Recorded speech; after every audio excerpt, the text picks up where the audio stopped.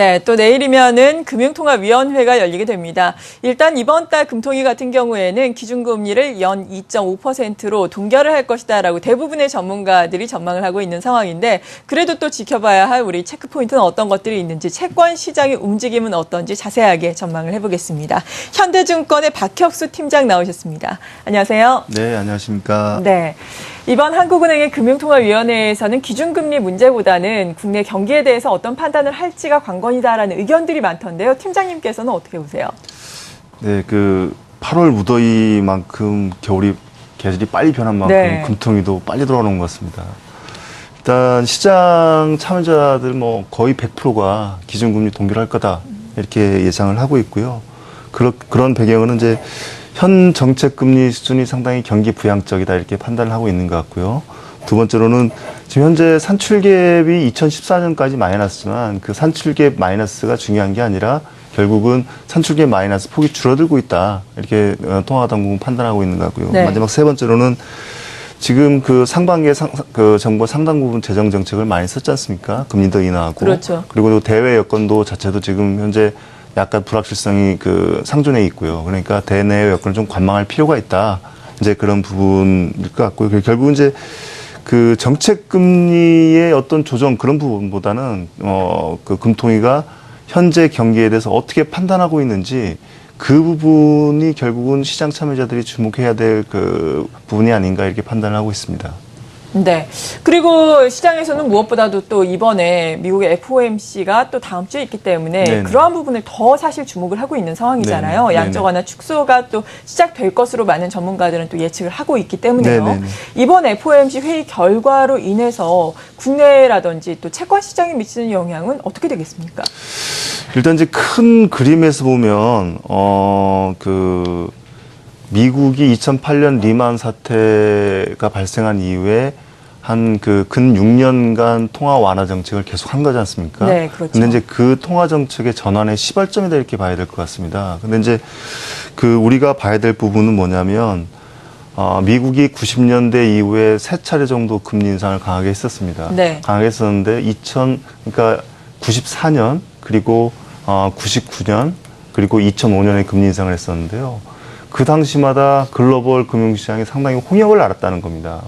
94년 끝나고 나서는 중남미나 아시아에 외환위기가 있었죠. 그리고 99년 끝나고 한국에서는 대기업 부도가 있었고 카드채 버블 붕괴가 있었고요. 네. 그리고 2005년에는 리만 사태가 발생했죠.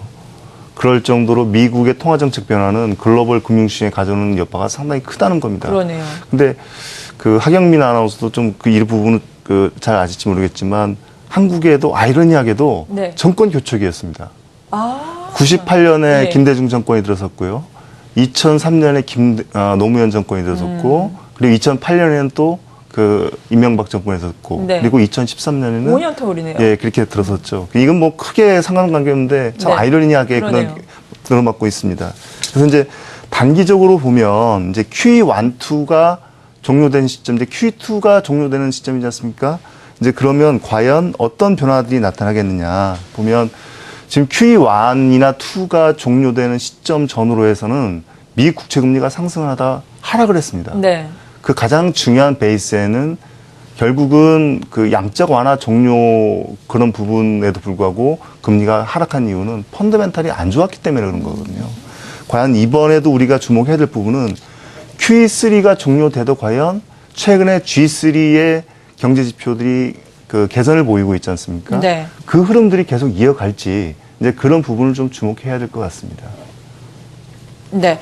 그러니까 지금은 과거에 QE1과 2의 종료 당시와는 다르게 펀더멘탈이 좀 괜찮아지고 있기 때문에 네네. 국채도 어떻게 움직일지 봐야 된다는 네네, 말씀이신 맞습니다. 거죠? 예. 그렇다면 향후의 국채는 어떻게 움직이고 이것이 또 국내 네네. 시장에는 어떤 움직임을 나타낼까요? 시장 금리 흐름을 예상을 할 때 가장 중요한 포인트가 경제 여건 그리고 정책 그리고 이제 수급 여건들을 보는데요. 지금 경제 여건들을 보면 우리 경제 여건을 보면 하반기 경기 회복 전망이 우세하지만 7월까지 나온 지표들을 보면서 기대 수준에는 미치지는 못하고 있습니다. 그렇다는 얘기는 지금 시장 금리를 하락할 수준은 아니지만 그렇다고 급등해서 이렇게 끌어올릴 수준은 아니다. 네. 이렇게 보시면 될 것 같고요. 통화 정책은 이제 지금 보면 추가 인하 금리나 기대감이 완전히 떨어졌기 때문에 이것도 어떻게 보면 시장금융의 중립적이다 이렇게 볼 수가 있겠고, 수급은 지금 시장에서 보면 어떻게 보면 이제 그 시장 참여자들이 얘기하는 꼬였다는 표현을 쓰는데, 금리 상승에 대비해서 기관 투자가들이 상당히 보수적인 그 투자를 하고 있습니다. 이제 그렇게 보면 지금 보면 시장 전반적으로 보면 시장 금리 상승이 약간 우위를 보이고 있다, 압력이 우위를 보이고 있다 볼 수 있는데, 미 국채 금리 상승이 한국 그 금리에 미치는 영향은 상당히 크다고 볼 수가 있겠습니다. 네. 지금 그 2001년 이후에 미 국채 금리와 한국 국채 금리의 상관관계 지수가 0.8 정도 됩니다. 상당히 크네요. 0.8 정도 되고, 지금 5월 그 양적 완화가 시사된 5월 이후에는 0.97 정도 됩니다. 이렇다는 얘기는 거의 미국 국채 금리에 연동해서 한국 국채 금리가 움직였다는 얘기죠. 상당히 그 시장 변화가 크고요. 그 이면에는 외국인들의 선물과 현물 시장에서 움직임들이 상당히 시장에 영향을 많이 주고 있습니다. 많이 주고 있는데, 사실 그 현재 보면 그 채권 시장의 발행 잔고가 한 1,500조 정도 됩니다. 그러니까 주식 시장 지금 시총이 한 1,248조, 50조 정도 되죠. 그리고 우리나라 2012년 명봉 GDP가 한 1,272조 정도 되니까, 네. 채권 시장 발행 잔고가 한 1.2배 명목 GDP에 그렇게 보시면 될 거예요. 근데 문제는 뭐냐면 지금 외국인들이 보유한 원화 채권 잔고가 한 100조 정도 됩니다. 100조 정도 되는데 전체 채권 볼륨 대비 한 7% 안팎 정도 되는데, 그렇게 되면 주가에서 외국인이 차지하는 비중이 한 32% 되지 않습니까? 그보다 네. 훨씬 낮은 수준인데도 불구하고 문제는 뭐냐면 시장 흐름을 주도하는 통환채나 국고채의 외국인의 보유 비중이 집중이 됐다는 겁니다. 그러니까 통환채 같은 경우는 통환채 발행 잔고의 한 24%가량이 외국인이 들고 있고요. 그리고 국고채 같은 경우는 한 16%를 외국인이 들고 있습니다. 그러니까 이 외국인들이 만약에 그 엑소더스를 할 경우에 채권 시장에 상당히 부담이 될 수가 있다는 거죠. 네. 네, 그렇다면 외국인들이 지금 우리나라에서 나갈 경우에는 채권 시장에 부담이 될 수 있다라고 말씀해 주셨는데, 나갈 가능성이 좀 있다라는 말씀이신 건가요? 지금 여러 가지 정황상 보면 예. 그 지금 문제가 되고 있는 국가들이 지금 인도, 인도네시아, 터키, 브라질 국가들이지 않습니까? 네. 근데 이들 국가들과 한국은 기본 여건상 상당한 차이가 있습니다. 그렇죠. 무슨 차이가 있냐면 일단은 이들 국가들은 경상수지가 적자입니다. 그렇기 때문에 자본 수지로 그걸 메워왔고요. 그리고 또 두 번째는 CDS 프리미엄에서도 이들 국가는 한국과 상당히 괴리가 있습니다. 외환 보유고에서도 많은 괴리가 있고요. 네. 근데 문제는 뭐냐면 미국이 양적 완화를 실시할 경우에 한국도 신흥국 그룹에 속해 있다는 거, 그것이 문제가 되는 그렇죠. 겁니다. 예. 예, 그러니까 이들 문제가 되는 국가들보다 영향은 덜 받을 수 있지만 그 영향은 불가피하다는 거죠.